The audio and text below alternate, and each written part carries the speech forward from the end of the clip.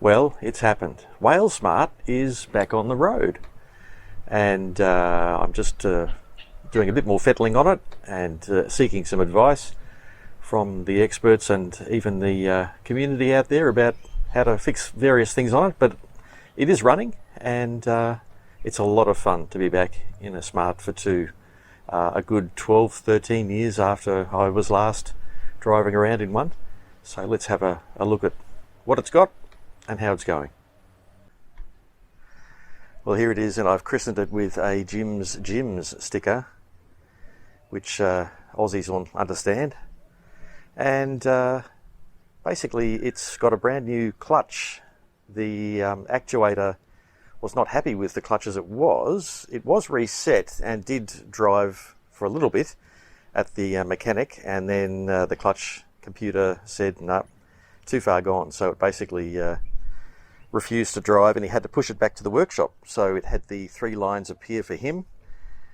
And so he's ordered a clutch and put it in, and now it's back here. Now what I've done lately is, apart from getting a new key for it, is I spent some time changing the oil, because who knows when it was last changed. It'd be probably 2 years since it's had any attention there. And of course the only way to do that in a Smart is through the dipstick hole, because there's no sump plug. So I had to reacquaint myself with an oil extractor and head over to the dipstick hole to put a tube down, and then using a hand pumped extractor pulled out, actually I think close to 4 litres of oil, which is a bit of a worry because it really only usually it has around 3 litres come out. But then it was on a bit of a, it was facing the other way and facing it downhill just a tad towards this side of the engine, so that may have increased the yield from the extractor. Anyway, so that is done. The only thing I couldn't do, and I tried, believe me, I could not replace the oil filter. And I know, it's so easy to do. I've done it before on my other Smart. It's just there. But unfortunately, the cover is on so tight, I wasn't able to budge it. I used a ratchet, then I used a breaker bar, then I used a breaker bar with a hydraulic jack beneath it. I didn't use a rattle gun because I didn't realise that my daughter actually had one in the house. But anyway, I want to consult an expert, probably the fellow who fixed it up, and just ask him whether or not it is on too tight. And I'm sure he'll say it is, but also, is it damaged? Because it is damaged, but is it damaged beyond repair? Because the actual housing has some damage to it. Not a lot, but you know, I want to ask some advice. So unfortunately, it is running with the existing oil filter, but with fresh oil. So I'm halfway there.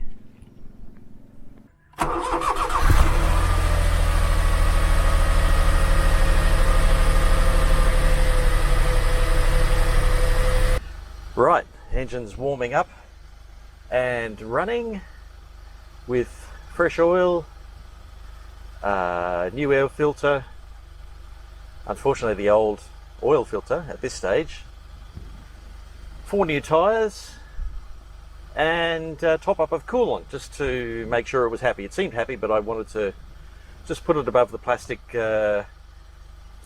bit that juts out in the reservoir that the internet says is the perfect point, so I just added a bit more there. So let's go down the street and see what it's like. Foot on the brake, it's in neutral at the moment. Across to first gear, and off we go.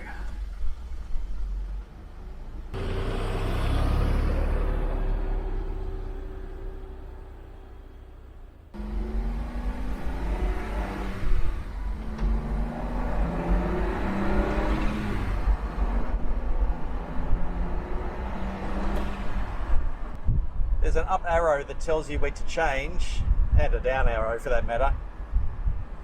There's a button on the side you can press that puts it in an automatic-ish situation where it'll look after everything for you.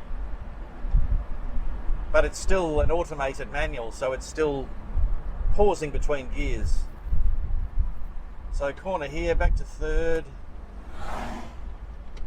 back to second, and I'll just let it put itself in first. 6 speeds, which is nice.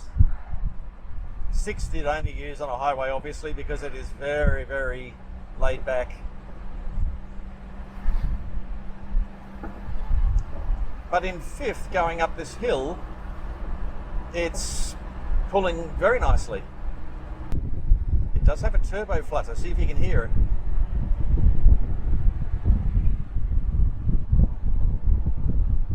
So I need to ask wider advice on that, because the other Smart I had didn't do that.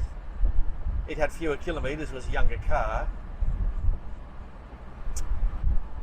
And you know, opinions differ as to, obviously it shouldn't be doing it, but it does.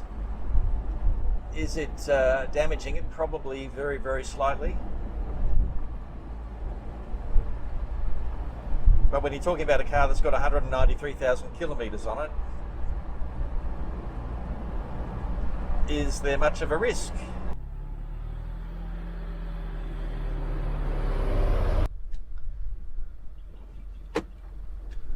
I'm in neutral. So what's it run? It's called a Suprex engine, made by Mercedes, 3-cylinder inline. It's got 2 spark plugs per cylinder and 2 valves, 1 overhead cam, and turbo.